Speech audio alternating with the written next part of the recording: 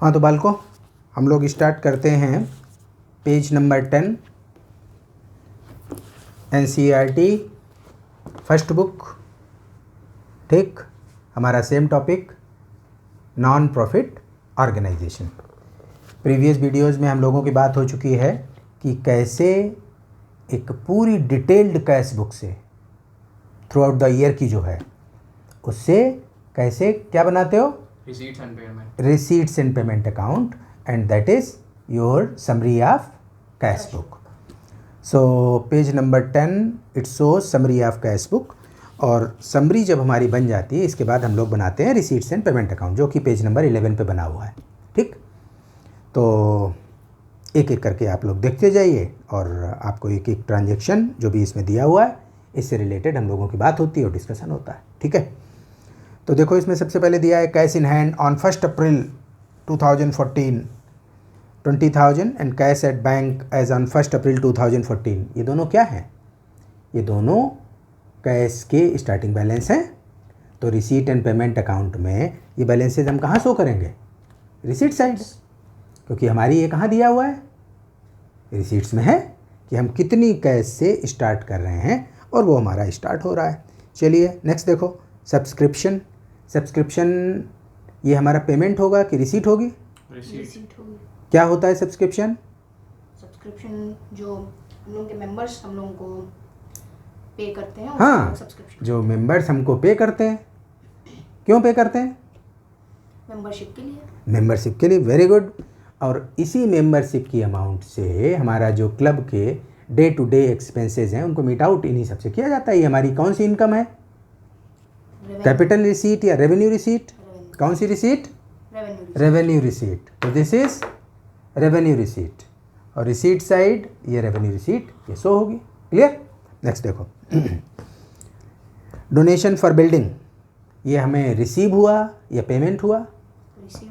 Receive हुआ। ये और डोनेशन हमें रिसीव हुआ तो रिसीट में आना है। और ये हमारी कौन सी रिसीट है? Capital receipt. क्यों कैपिटल रिसीट है? क्योंकि ये नॉन रिकरिंग इन नेचर है। इसके अलावा और क्या इसका फीचर है?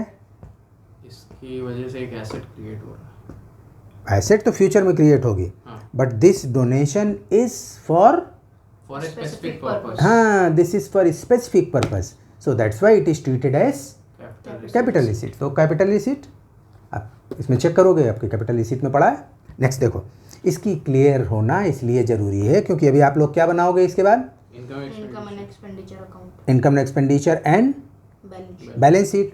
तो देख लो, जो हमारी रेवेन्यू रिसीट्स होंगी ये हमारी रिकरिंग इनकम है।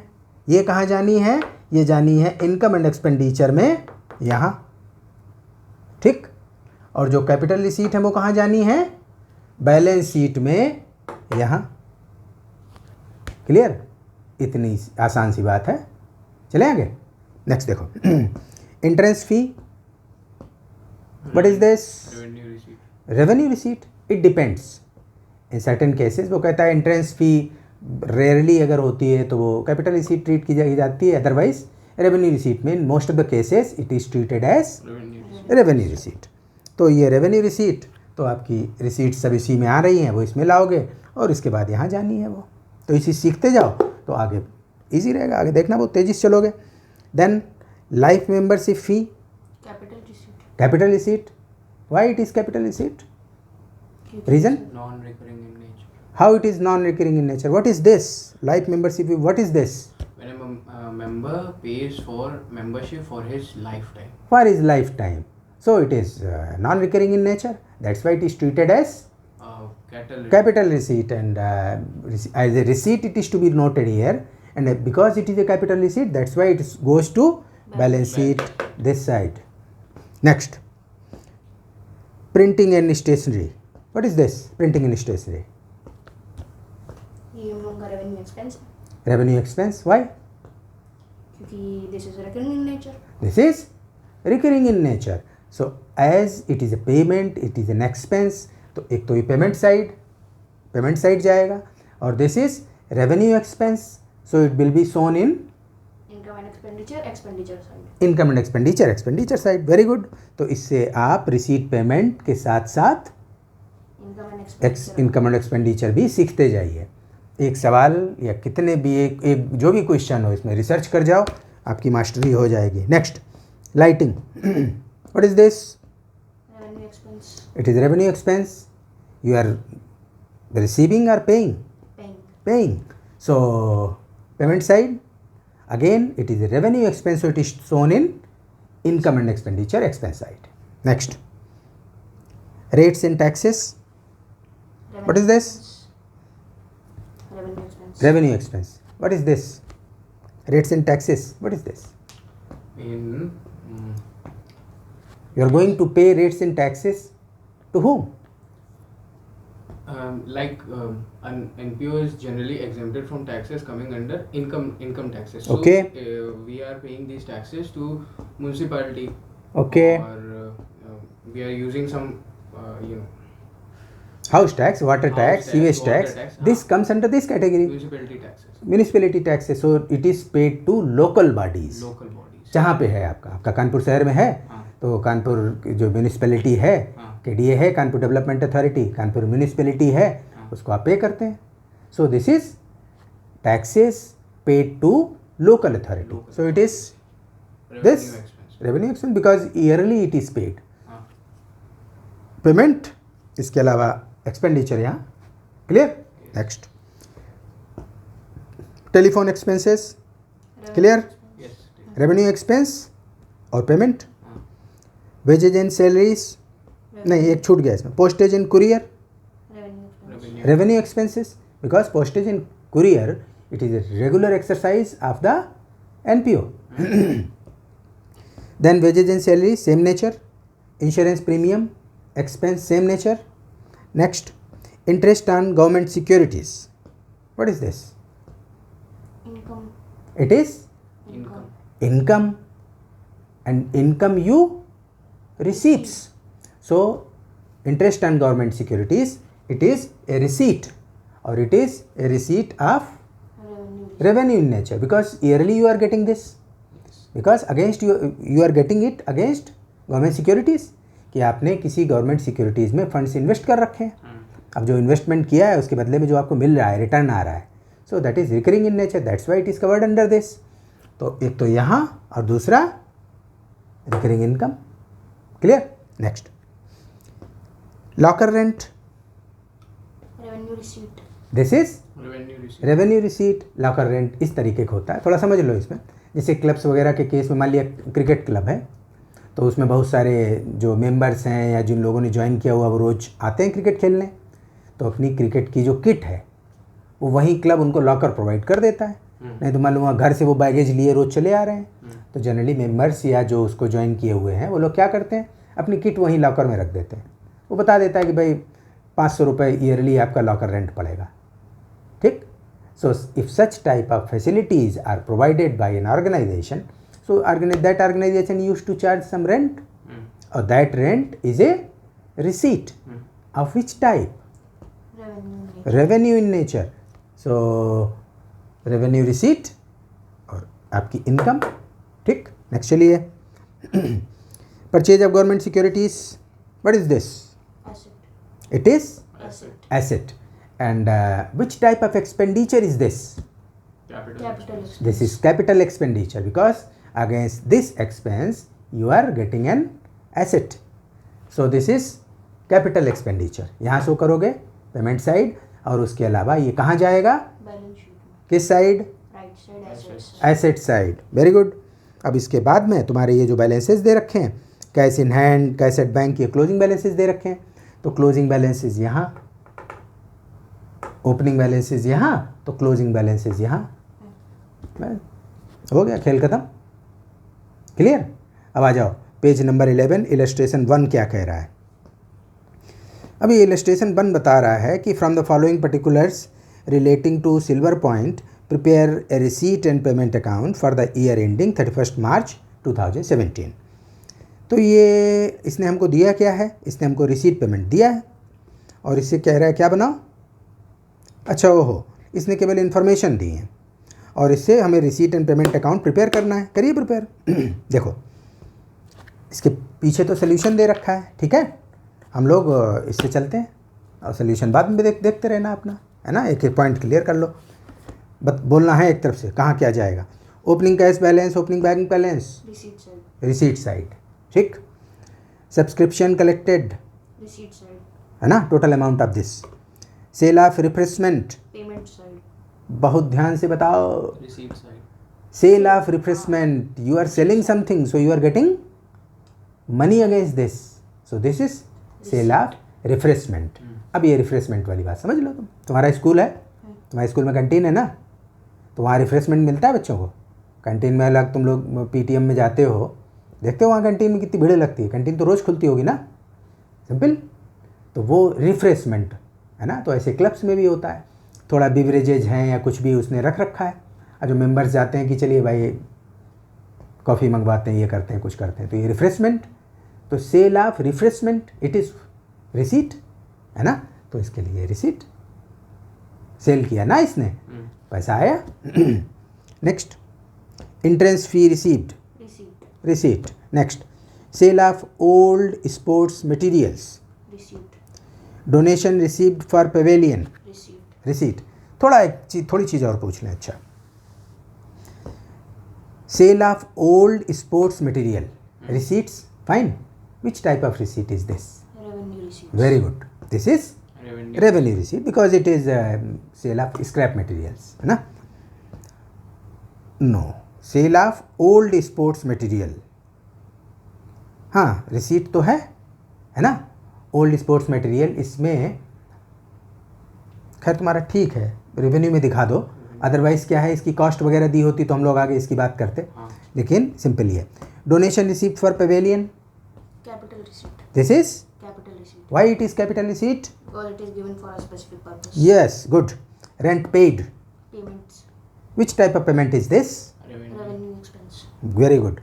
Sports material purchased, payment, it is payment, payment, payment. Which type of payment is this? revenue, revenue, Sports material purchased. नहीं capital, Sports material, you are buying what? Sports material. Bats, rackets, है ना, balls, net. तो ये सब किसमें, ये सब आपका कैपिटल में ट्रीट करते हो, है ना। ये सब आपके स्पोर्ट्स मटेरियल हैं, कैपिटल एक्सपेंडिचर मानते हो इसको। परचेज ऑफ रिफ्रेशमेंट, payment, उसमें payment side, revenue expense, revenue में, बिल्कुल ठीक है। इसमें आगे तुम और इसका डिटेल दिया होगा, तब वो बताता है कि परचेज ऑफ रिफ्रेशमेंट इतने का, सेल ऑफ रिफ्रेशमेंट इतने का, तब only profit on this is calculated, है ना। अच्छा, वो इसमें दिखाओगे ना इनकम एक्सपेंडिचर, सेल और परचेज का दिखाते हुए ऐसे कुछ है। कंजम्पशन का भी तो होता है, हाँ वही कंजम्पशन, कि जितना इसमें से कंज्यूम हुआ, स्टॉक दिया होगा, फिर बैलेंस, परचेज और फिर स्टॉक, स्टॉक, इस तरीके से करके जो करते हो वो आगे चीज़ें आएंगी, लेकिन हम लोग इससे क्लियर करते चलें कि परचेज ऑफ रिफ्रेशमेंट हमारा किस में कवर होगा? इसमें revenue expense, revenue expense. Expenses for maintenance of tennis court, revenue revenue expense, expense, this is for maintenance only, so it is revenue expense, it is recurring in nature, इसकी recurrence हो रही है। Clear? Next चलो, salary paid, revenue expense, revenue expense, tournament expenses, revenue expense, very good. Furniture purchased, capital capital expense, expense, capital expenditure. Furniture purchased is capital expenditure, because against this expense you are getting asset, an asset. बहुत अच्छा। Office expenses, revenue expense, expense, revenue expense, है ना। और office expenses जो तुम्हारे revenue expense हैं, वो finally ये बनाने के बाद यहाँ, और रेवेन्यू रिसीट्स इधर। क्लियर? फिर क्लोजिंग कैश इन हैंड, ये इसने हमको दे दिया। अब देखो इसमें क्या है, क्लोजिंग कैश इन हैंड हमको दिया इसने, है ना। और ओपनिंग में तुम ध्यान दो, ओपनिंग कैश बैलेंस भी दिया है ना, और ओपनिंग बैंक बैलेंस भी दिया है। क्लोजिंग का इसने केवल हमको कैश बैलेंस दिया है। इसका मतलब अब जो डिफरेंस आएगा वो कौन सा बैलेंस हुआ? Bank balance, very good, difference is bank bank balance. तो ये तुम जब पूरा प्रिपेयर करोगे तो प्रॉब्लम। चलिए अगला पेज देखो। अब बात आती है इनकम एंड एक्सपेंडिचर की। इनकम एंड एक्सपेंडिचर की, इसमें सभी बच्चों को प्रॉपर ये एडवाइस किया जाता है कि इसमें आप लोग पेज वाइज और एक एक जो भी कुछ इसमें दिया है पूरी बात पढ़ो, क्योंकि हम पूरी बात हम लोग तो वीडियो में नहीं डिस्कस कर सकते इतनी, है ना। लेकिन तुम लोगों के सभी के पास ये अगर बुक है, इससे ध्यान से पूरी बातें पढ़ो अच्छे से, और हम जो क्वेश्चन सब सॉल्व करवाएंगे इसके इलस्ट्रेशंस, है ना, और इसमें उन चीज़ों को एप्लीकेशन देखो, उनको चेक करो, क्योंकि हमसे जितना हो सकेगा इसमें तुमको एक एक बात डिस्कस करते हुए चलेंगे और उसको एक्सप्लेन करेंगे। ठीक है, आगे चलो। तो इनकम एंड एक्सपेंडिचर, इसकी जनरल डिस्कशन हम लोग कर लेते हैं। इनकम एंड एक्सपेंडिचर में ये हमारा income and expenditure is prepared on the basis of receipt and payment. receipt and what is the basic difference between these two?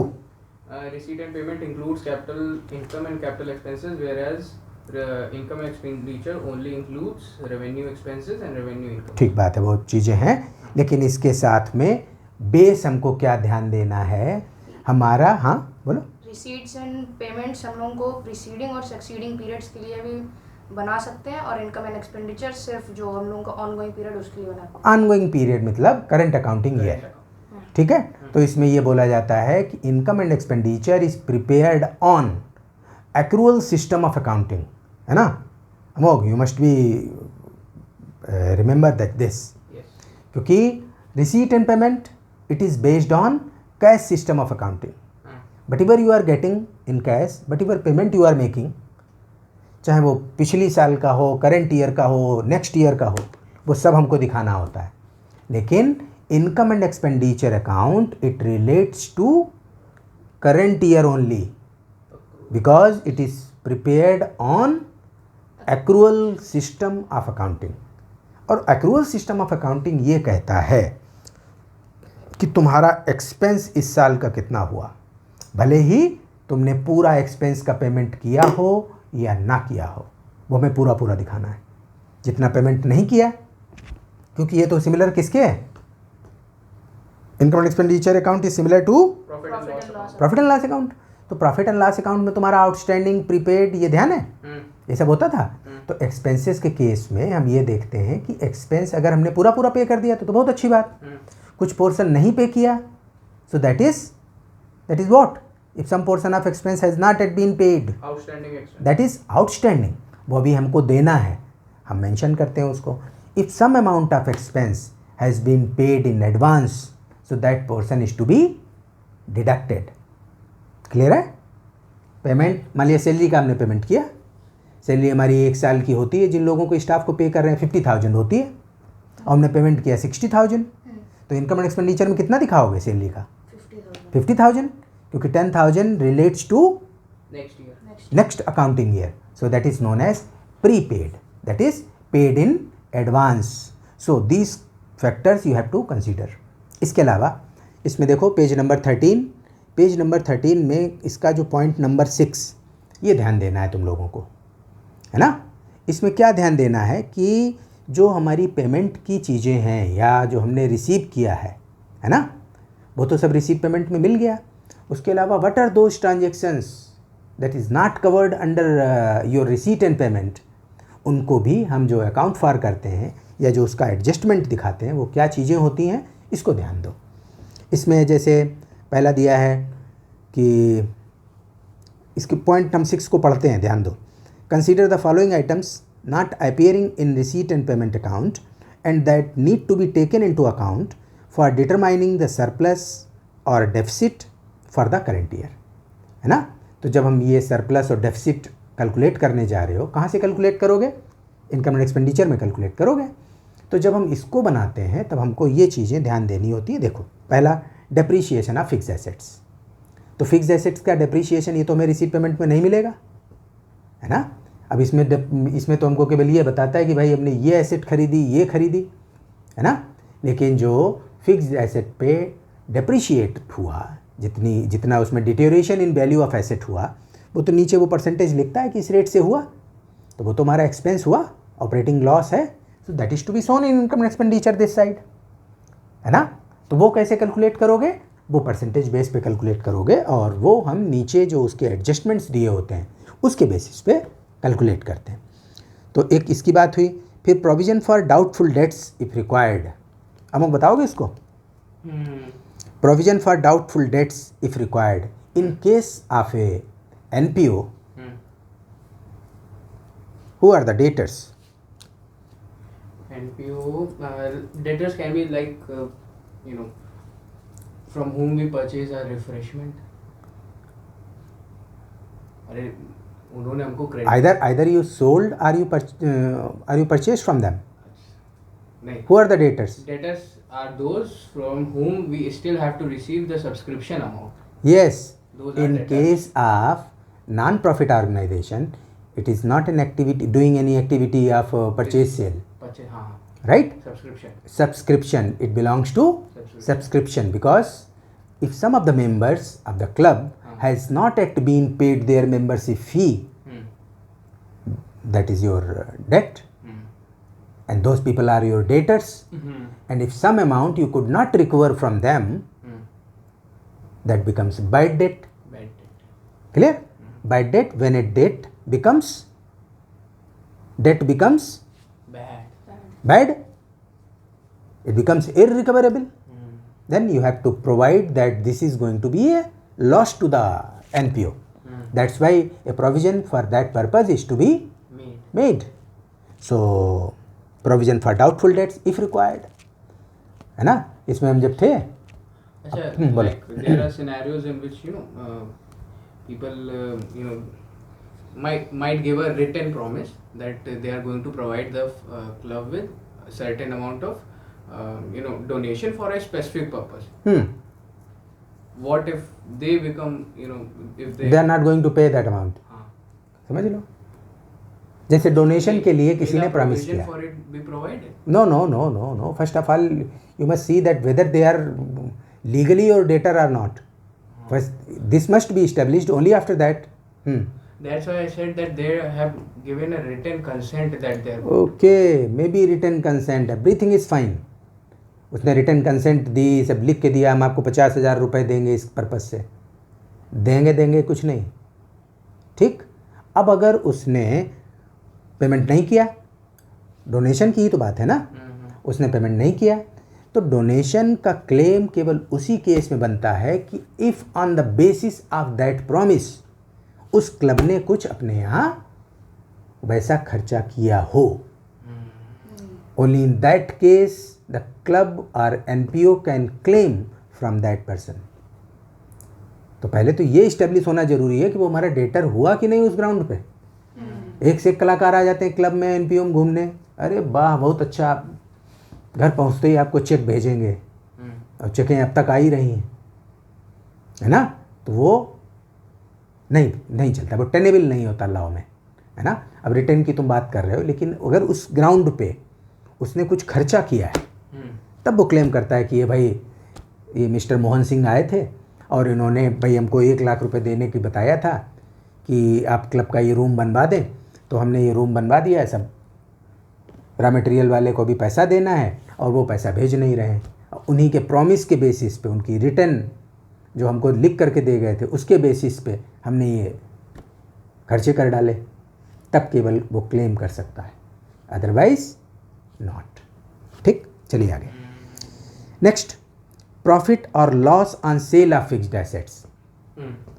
Profit और loss on sale of fixed asset. अब इसकी बात समझो ध्यान से कि फिक्स्ड एसेट्स तो हमारा कैपिटल एक्सपेंडिचर एसेट्स में है. और जो पुरानी एसेट हो गई हर साल डेप्रिशिएट होती है. ध्यान समझो बात को, हर साल हमारी एसेट डेप्रिशिएट होती है. तो यहाँ बुक वैल्यू मान लो पड़ी हुई है उसकी 80,000, और इसको हमने बेचा, हमारे यूज़ की नहीं बेचा, उसको 70,000 में बेचा, तो 10,000 का लॉस हुआ. So that loss is to be shown this side. और अगर हमने उसको 1 लाख में बेचा तो the profit on sale of that asset is to be shown this side. क्योंकि होता क्या है, तुम जब एसेट को सेल करते हो तो जो भी ये पैसा मिला तो रिसीट में आएगा. तब हम ये देखते हैं कि जिस पुरानी एसेट को हम लोग सेल कर रहे हैं इसकी बुक वैल्यू क्या थी. Book value means depreciated value, means value after depreciation. तो वो कहाँ से दिखेगी हमको, बैलेंस शीट से दिखेगी. बैलेंस शीट बता रही कि फर्नीचर में उसकी लिखी हुई है वैल्यू, डेप्रिशिएटेड वैल्यू 80,000, आपने बेचा उसको 50,000 में, तो जी 50,000 में बेचा तो 50,000 तो रिसीट है ना तुम्हारे लिए, वो तो यहाँ प्रकट होगी. अब बस तुमको ये देखना होगा कि इसकी कॉस्ट क्या थी, उसकी ना रिटर्न डाउन वैल्यू क्या थी, है ना।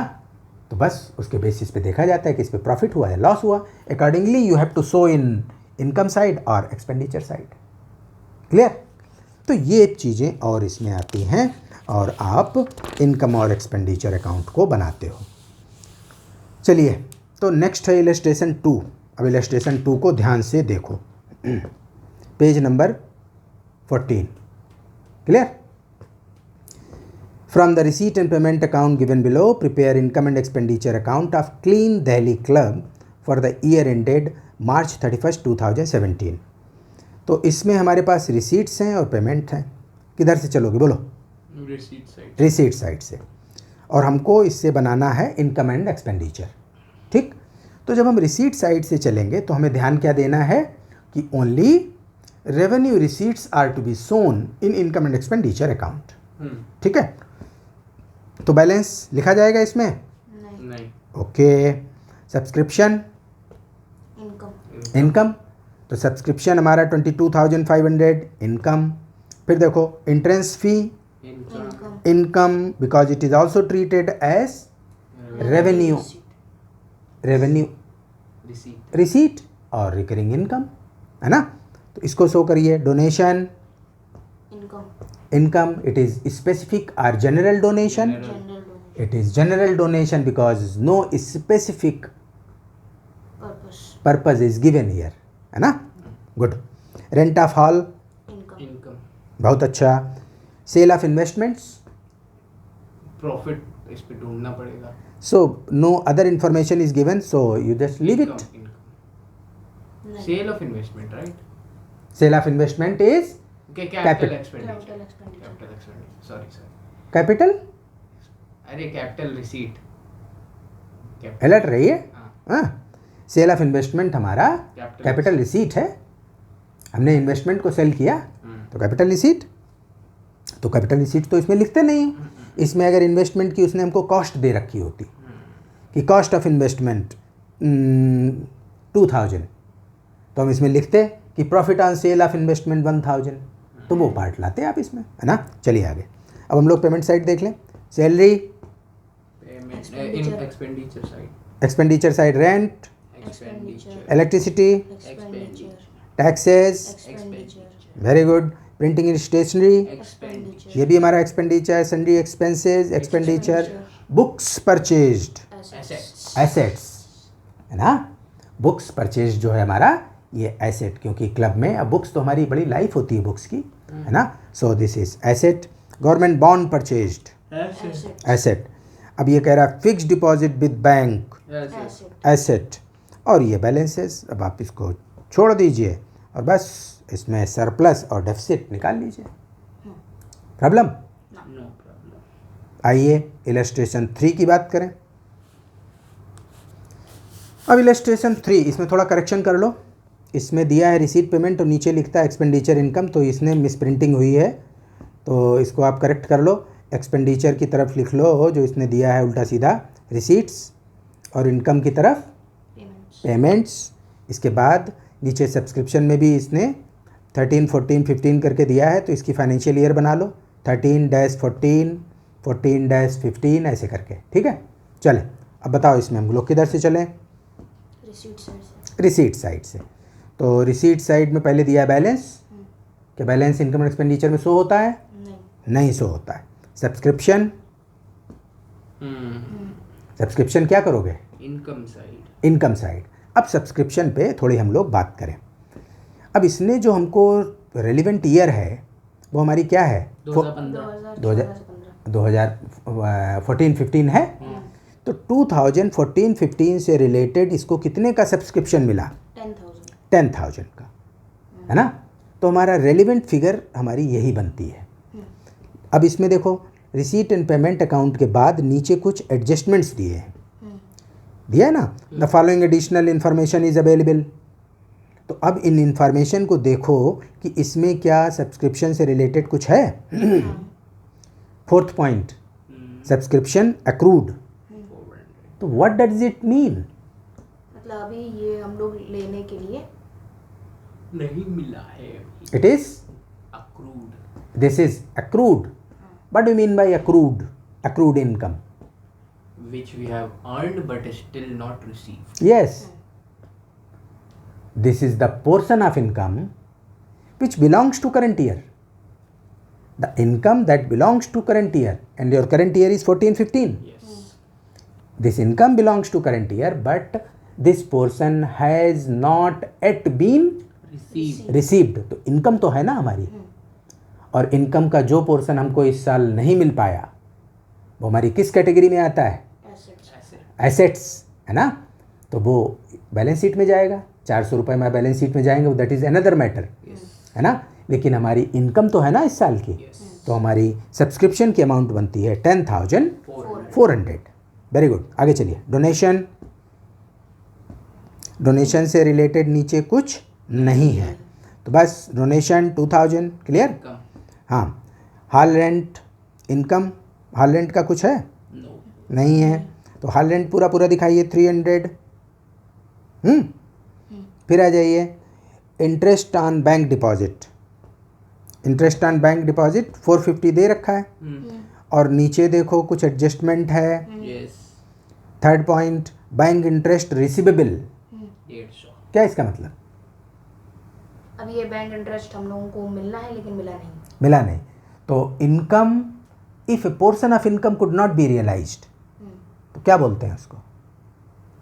Accrued income. हाँ, दिस इज accrued income और this is accrued interest. Interest ही है ना? तो दिस इज 150. हमको मिल कितना गया? 450 प्लस 150, इस तरीके से हमारा 600 रुपये इसका बन जाता है. क्लियर? आगे देखो क्या है. Entrance fee 1000. एंट्रेंस फी के लिए देखो इसने कुछ दिया है. Yes, 50% of entrance fees is to be capitalized. हाँ, बोलो आनंदी.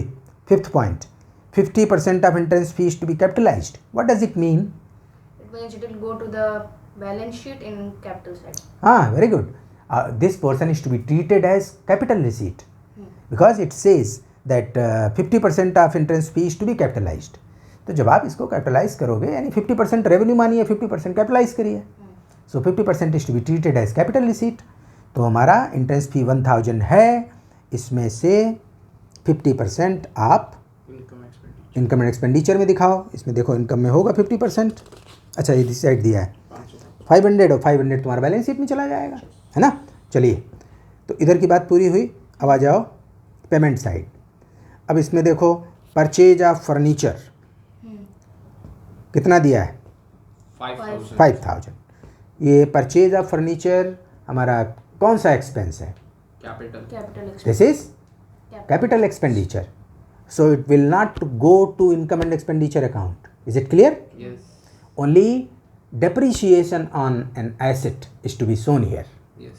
तो फर्नीचर से रिलेटेड कोई डेप्रिसिएशन दिख रही है? Yes. Point number 6. अब तुम्हें इस पर ध्यान देना है कि furniture is to be depreciated at 10% per annum. Per annum means yearly. तुमने फर्नीचर कब लिया है? जुलाई में. 1 जुलाई को. तो for how many month depreciation you will calculate? 9 months. तो 5,000 का 10% कैलकुलेटर है 375. चलिए देख लो, इसमें कैलकुलेशन दिया है. हाँ ठीक है, कैलकुलेटेड है. Depreciation and furniture 375. आगे चलिए. सैलरीज कितना दिया है? 2000. सैलरीज का कोई नीचे एडजस्टमेंट? नहीं. देखिए फर्स्ट पॉइंट. तो salaries outstanding, what does it mean? We have to pay it. You have to pay. So salaries for the year incurred is rupees 3,500. speak loudly. 3,500. 3,500. Out of this you have not yet paid how much amount? 1,500. 1,500. So it is very clear that 3,500 is salary incurred during the year, but whatever amount you have paid out of this is shown in payment side of receipt payment. और जो हमारा रहता है वो हमारा outstanding. ये कहाँ गया? Outstanding. Liability side, balance sheet. बहुत बढ़िया. चलो आगे. टेलीफोन एक्सपेंसेस कुछ है इसका? नहीं. तो टेलीफोन एक्सपेंस 300. ठीक है. देन इलेक्ट्रिसिटी चार्जेस 600 कुछ दिया है इसमें एडजस्टमेंट? नहीं नहीं। पोस्टेज एंड स्टेशनरी नहीं नहीं दिया है, तो पोस्टेज एंड स्टेशनरी पूरा 150 इसी में आ गया है ना। Purchase of books assets assets तो इसमें लिखोगे? नहीं लिखोगे, है ना। बहुत बढ़िया। एंटरटेनमेंट एक्सपेंसेस, इसका दिया एंटरटेनमेंट एक्सपेंस हमारा बनता कितना है? 900 दिया है इसमें, 900 पे किया। एडजस्टमेंट में क्या है? 500 500 क्या दिया है? पे करना है. पे करना yet to be paid, Yes. so it is Outstanding. Outstanding, comes under liabilities very good. So 900 plus 500 1400 तुमको ये दिखाना है एंटरटेनमेंट एक्सपेंसेस, है ना। Yep. आगे आइए। Purchase of 5% government papers, Investment. This Asset. Is what? Asset. Assets asset. Which type of expense is this? Capital Capital. It is capital expenditure. तो तुमने खरीदा कब है इसको? 1 जुलाई। Mm. 8000 का, तो इस पे हमारा इंटरेस्ट भी बनता है। Yep. इंटरेस्ट कैलकुलेट करो। 8000 का 5% 400, 300 आना चाहिए। Yes. 300. तो 300 हमारी इनकम में देखो इंटरेस्ट एंड इन्वेस्टमेंट 200 आ रहा है। कैलकुलेट करो देखो भाई, 8000 का 5% 400 400, into 3 by 4. 300 ही आएगा. 300 आएगा। ये कहाँ से क्या लिख रहा है? प्रिंटिंग मिस्टेक अरे ये तो भौंपा है। चलो अच्छा, चलो आगे भाई। 9 मंथ्स का हुआ ना। Yeah. इसने चूंकि चेंजेस वगैरह करते हैं ना ये, तो उसी का ये नतीजा है कि कुछ गड़बड़ किया है। तो हमारा इंटरेस्ट कितना आया? 300। और क्या इंटरेस्ट हमको मिला? एफडी पे तो नहीं मिला। अरे वो 450 वो अलग है, वो FD पे मिला है. इस पे गवर्नमेंट पेपर पे नहीं मिला. गवर्नमेंट पेपर पे नहीं मिला ना। तो गवर्नमेंट पेपर का जो है हमारा कितना बनता है? 300. 300। अब तुम देखो इसमें 300, इसमें रिसीट में कहीं नहीं है इसका कुछ, है ना। तो ये पूरा पूरा क्या हो गया हमारा? Accrued. एक्रूड। तो एक तो इनकम में लिखोगे, दूसरे कहाँ जाएगा? Asset side. Asset side of balance sheet balance sheet. Very good. Miscellaneous expenses, expenditure. Miscellaneous expenses ढूंढो। 600 रुपये हैं पूरे, है ना। फिर एनीथिंग एल्स? और तो नहीं कुछ इसमें, No. है ना। बस है। सेकंड पॉइंट है एंटरटेनमेंट एक्सपेंसेस आउटस्टैंडिंग, उसके बारे में कुछ दिया ही नहीं है रिसीट्स एंड पेमेंट्स में। पेमेंट साइड पे है. पेमेंट साइड में दिया है ना। अरे हो तो गया, ट्रीट तो हो चुका ये तो ट्रीट कर लिया ना तुमने। एंटरटेनमेंट एक्सपेंस 900 दिया है। ज्यादा पहले. 900 था ना। हाँ. 900 सेकंड पॉइंट का 500, 1400 बना। हाँ. और 1400 उसमें प्रकट हो गया। ठीक है। और फाइनली तुमने इसमें क्या निकला? सरप्लस निकला। Yes. सरप्लस का हो गया। देखो कितने ड्यूरेशन हुआ इसका? और 45 तो वही होगा। 38 minutes. 38। अच्छा थोड़ी सी इसकी बात कर लें कि बैलेंस शीट की बात करें फिर अगले में। Let's start another video. अब हम बैलेंस शीट की इसमें बात करेंगे नेक्स्ट से, ठीक है। चलो, और ये देखो जो थ्योरी दे रखी है, तुम लोगों को क्या करना है, ये पेज नंबर 16 और 17 बहुत मन से पढ़ डालना है। देखो 11th में जो देखा था इसका, है ना, बेसिक चीज़ें वही हैं, इसमें कोई ऐसा खास फर्क नहीं होगा। Income and expenditure same as profit loss account, receipt and payment it is prepared on cash basis, है ना। तो और बैलेंस शीट पता है, इसका एक अच्छा सा रिवीजन करो। और नेक्स्ट हम जो स्टार्ट करेंगे वो हम स्टार्ट करेंगे पेज नंबर 18 से, जिसमें कि बैलेंस शीट का फॉर्मेट है, और आगे हम लोग इसकी बैलेंस शीट भी बनाएंगे।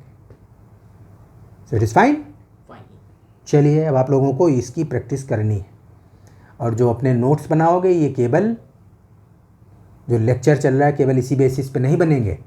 आपके पास इसका बेस है, बढ़िया से इसको पढ़िए और उसके बेस पे अपने नोट्स तैयार करो। मेरे ये लेक्चर्स खूब सुनो, रिपीट कर कर के सुनिए उसको, इससे फंडामेंटल क्लियर होता जाए और इसमें पेज नंबर वाइज आगे बढ़ते जाओ। सो नेक्स्ट हम लोगों का वीडियो स्टार्ट होगा पेज नंबर 18 से, ठीक है। चलिए इसको फाइनल करिए।